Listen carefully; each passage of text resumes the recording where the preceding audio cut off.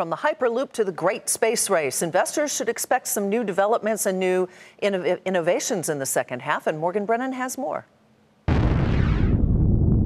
It's been a stellar year for space advances. Jeff Bezos unveiled the Blue Origin capsule that will carry paying tourists past the edge of space.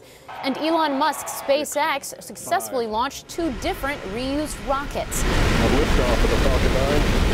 But the biggest milestones are yet to come. Their big milestone, I guess, is the first launch of their new rocket, the Falcon Heavy, which is 3 Falcon 9s kind of kludged together. That SpaceX launch will usher in an era of more powerful rockets.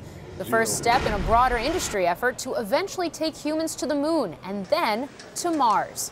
A next-gen rocket is also in the works from Bezos, but the engines for that one may first reach space with a rival, United Launch Alliance, which is hoping to use them on its new Vulcan, replacing Russian ones that irked Congress for years.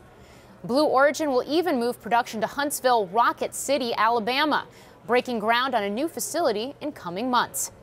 But it's not just rocket science. Brace for massive constellations of satellites. Startup OneWeb is building its first factory to mass-produce mini satellites for broadband use, and SpaceX will soon test its own offering as well.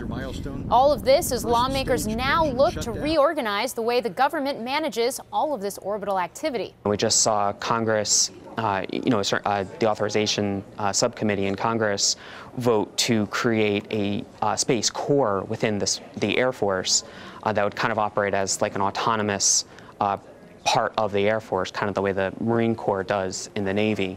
But first, there need to be some new hires, especially on the civil side. One of the things we all are waiting for is President Trump to name a new head of NASA, to activate the National Space Council with the Vice President as its head, and then set out some sort of his vision for what the civil space program is going to be. For Nightly Business Report, I'm Brennan.